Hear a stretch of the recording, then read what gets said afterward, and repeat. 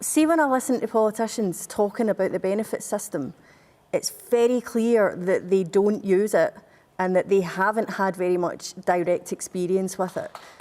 How can the government assure taxpayers that the lifting of the two-child cap benefit will actually take children out of poverty and not just fund their parents' lifestyles? So the UK government announced that the two-child benefit cap is going to be lifted from April next year. What's your feeling about this, Christine? Well, I don't have children of my own, unfortunately, but having seen some news articles where parents are complaining about being unable to feed their children, etc. They've maybe got 4 children. You see them getting interviewed and they've got their nails all beautifully manicured. And you think that comes at a cost. I think it all comes down to affordability. And with the money going to the parents, it's up to the parents how they decide on how they spend that money. And if they don't spend that money wisely, I don't see how those poor children are going to get taken out of poverty. So would you have kept that benefit cap if the choice had been yours? I possibly would have done, but looked at other ways in which we could take children out of poverty, because that's most important. Stephen? Look, child poverty in Scotland is falling at a faster rate than anywhere else on these isles because we introduced the likes of the Scottish Child Payment, and it's why we were arguing that the two-child cap should be scrapped so that we can reduce that rate even further. Now, belatedly, the UK government came to agree with us, and that's happening, and children will be lifted out of poverty as a result, and I think that's a good thing, and we all have a moral responsibility as taxpayers and as citizens in Scotland to want that to be the case. I guess the bigger question, though, that you've asked there is affordability, and when we look at the UK economy and the finances which underpin it, they're not in a great state, and the Chancellor's budget just, 2 weeks ago now, had growth being downgraded, had living standards rising at a slower rate than they otherwise would have done, and of course we'll see people with wages that are comparable to what they were in 2008. But I think Christine's question was more about how can you guarantee that the parents will spend that money on the children? Is that right, Christine? Yeah. The children are getting lifted out of poverty. Where are you getting that information? You're still seeing children going to school, not having proper clothing, not having had a warm food, to go to school with. They're not getting fed properly. So where are you getting this information that they're actually getting lifted out of poverty?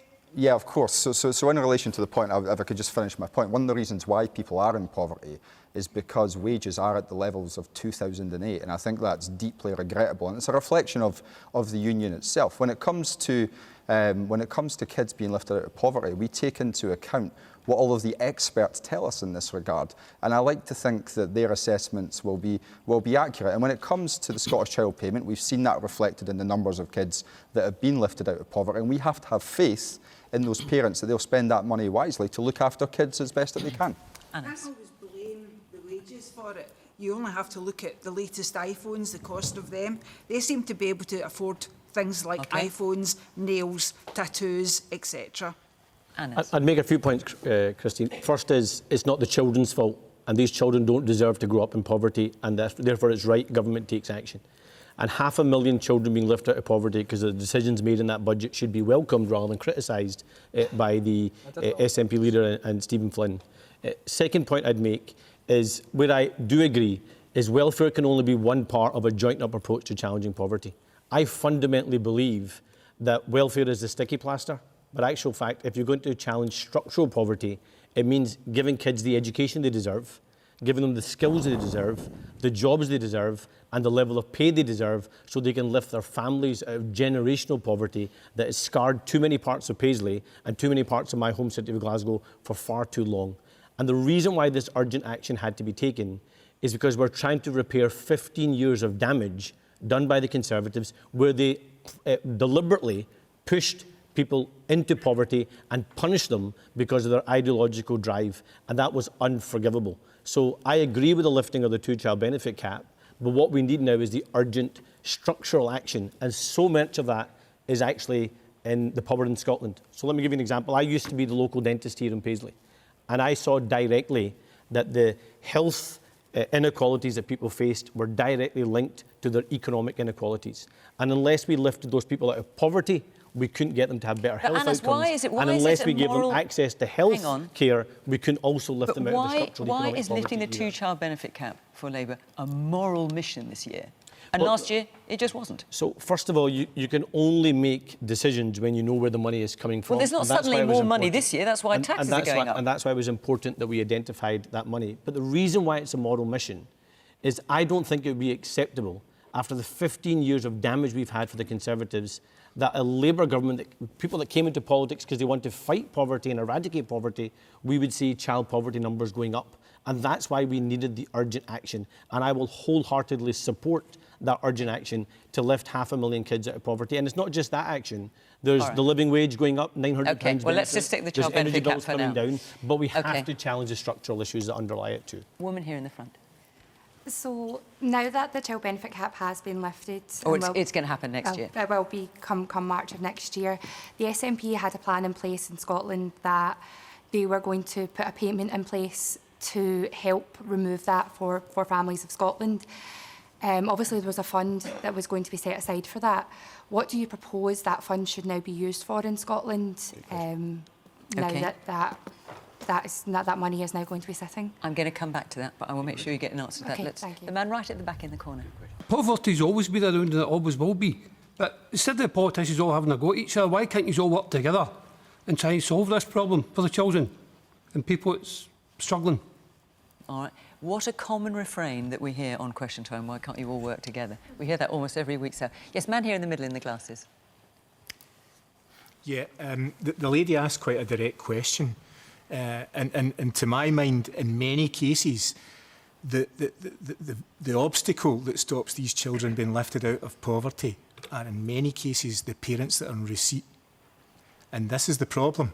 We can't guarantee that these kids are going to be helped because many parents use it for themselves. Okay. In the pink T-shirt, I think it is, yes. I think you need to trust parents. They're adults who want the best for their children. And I totally agree with lifting the two-child benefit cap.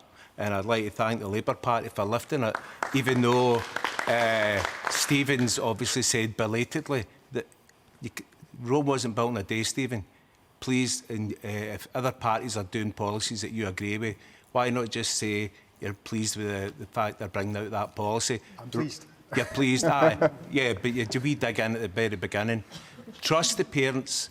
The parents want the best for their children. The two-child benefit cap's lifted, and I hope that the people benefit with their children.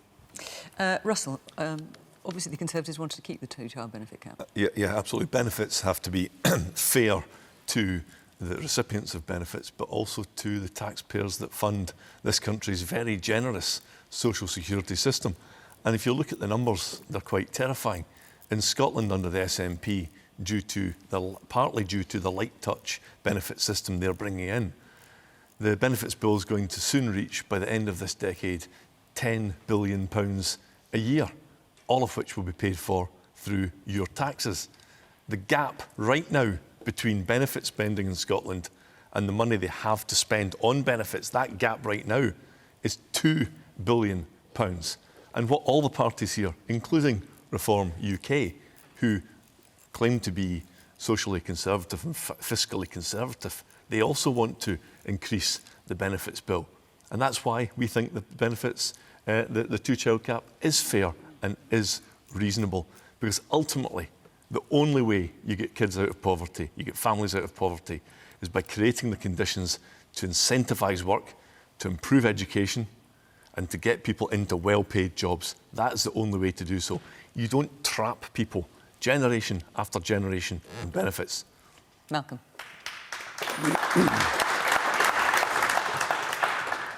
Well, there is now a conversation, a real live conversation going on about the balance between work and welfare. Yeah? And it's a conversation that we haven't had for a while, certainly not in Scotland, where we've had basically a centre-left agenda. What we've got an issue is human beings are intelligent and rational, and they'll do what is put rationally in front of them. If you get a situation where you can earn as much or more by not working versus working, you've got a problem. Now, if you raise the child to 3, for example, 3, You've got a mother and a father not working, and they're claiming their various benefits on sickness, etc. Compare that with a family where mother and father are both working with 3 children. The working family needs to earn £71,000 to be the equivalent of what you would be getting if you were collecting all your benefits. So therefore, there's something gone wrong with the system there. There's something gone wrong with the incentive, the balance of risk and reward of work and welfare. The only way out of poverty, we all want everyone to be out of poverty. We're all agreed on that. The difference in the right and the left is this idea that the state will give you welfare.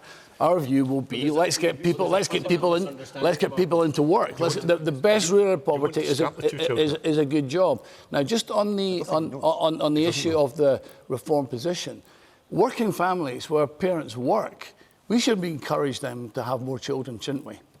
Our population is declining.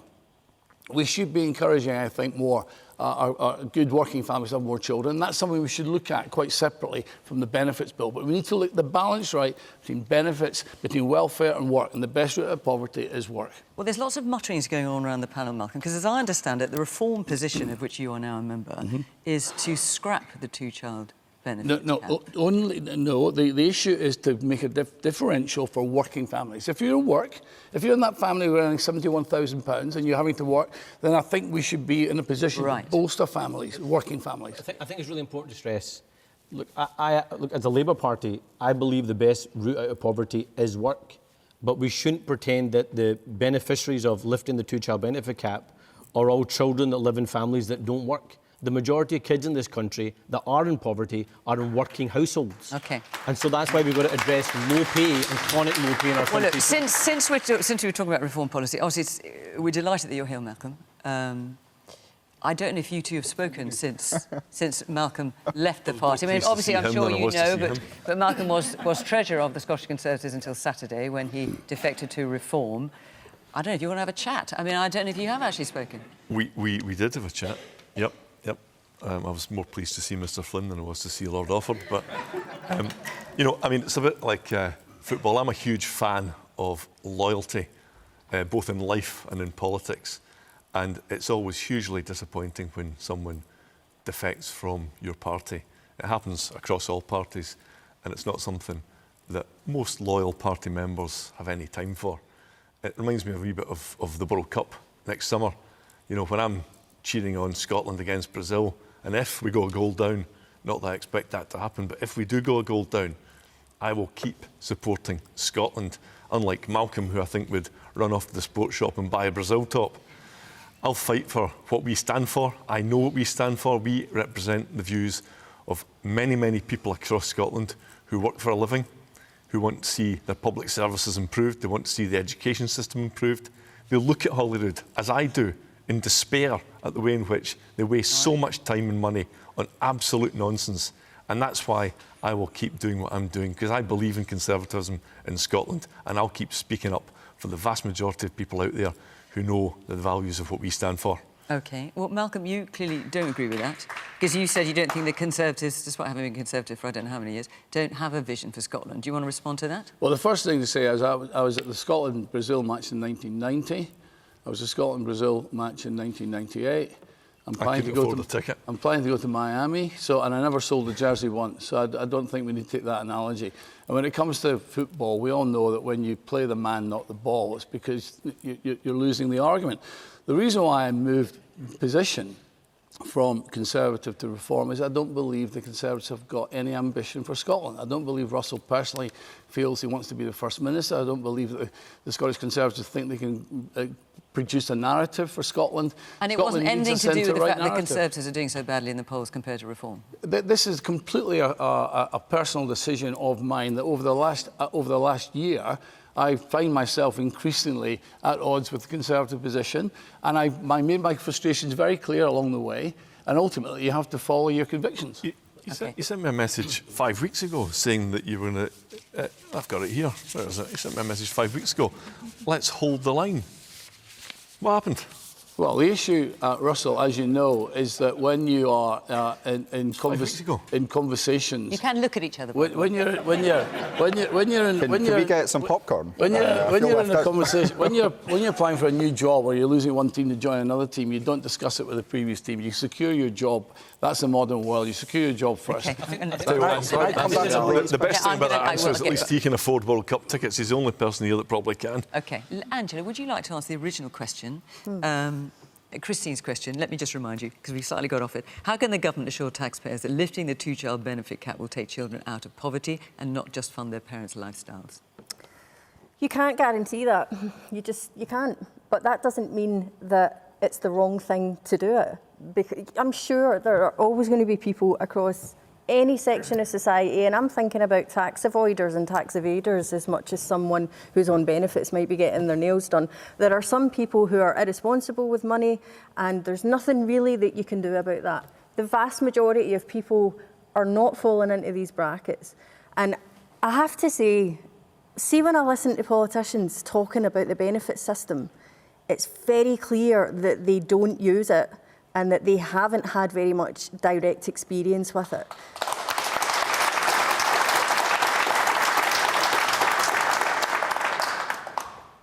The misinformation about how the benefit system actually works is shocking to me. And bear with me, right, because I'm going to get into a wee bit of detail here, but I think it's worth doing because I'm getting really tired of seeing politicians on TV making claims about how benefits work when it's not how it works. The idea that someone who's on benefits can be doing vastly better than a working family who are earning quite a lot of money, that can't be true when you have a benefit cap.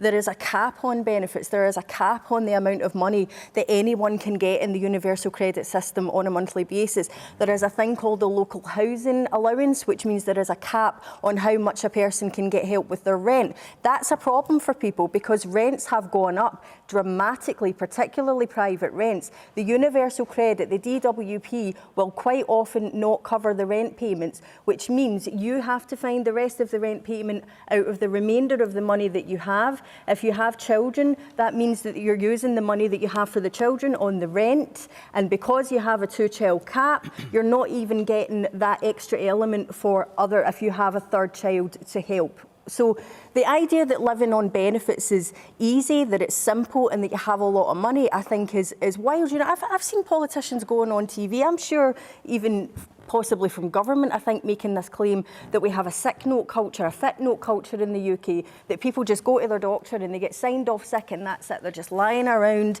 on benefits, having a great time.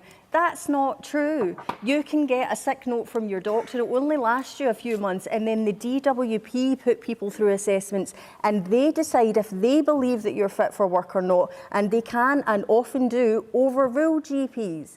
Okay, it's not easy to access this system if you're someone who is disabled and you're someone with children. This is a very, very challenging system to be living in right now. And this mythical benefit system that I keep hearing about, where everyone's having a great time and they've got lots of money, I just don't. When you actually go and ask people what their experience of this system is, I can't find where this system is. And also, just another point is that something like 30 or 40% of universal credit claimants are in work. You know, as a large percentage of people are from working families as well. We have a system here where wages, the idea when I was growing up was you grow up, you get a good job, and you can pay for a mortgage, you can pay for your kids, you can pay for holidays, you can have a nice lifestyle. Wages no longer cover that. For women, even if we can go out there and get jobs, we've then got the astronomical cost of childcare to contend with. Okay. You know, so what we have here is a system that is not working for people, and it's not about people who are spending 10 or 15 or 20 quid getting their nails done. It's not about them. Just briefly. Just very quickly, there is a cap on the universal credit, but if you can access, because of your personal circumstances, the PIP payment and the UC Health, you get a situation if you're a single person, you can get £2,500 more. I know that, than Malcolm. If you're on minimum wage. My question to you is that the right balance? Should you be able to make more money by not working than working? There's a If you have a disability, yes, you don't really have a choice in the matter, and that's what those things are there for. And by the way, they are also notoriously hard to access. PIP has a very specific points-based criteria that you have to be able to meet in order to get it. And you only need to look at the facts and figures to see how many people get rejected by the DWP, how many people have to go to appeals, have to go to tribunals. These are not easy systems to access. Why have the numbers on sickness increased so dramatically in the last 2 years? Because perhaps people are... I mean, what's happened to the population in the last 2 years? There was a massive global pandemic in 2020. There was that affected people in a number of ways. Let's just park this for a minute, because otherwise we're not going to get around any other questions.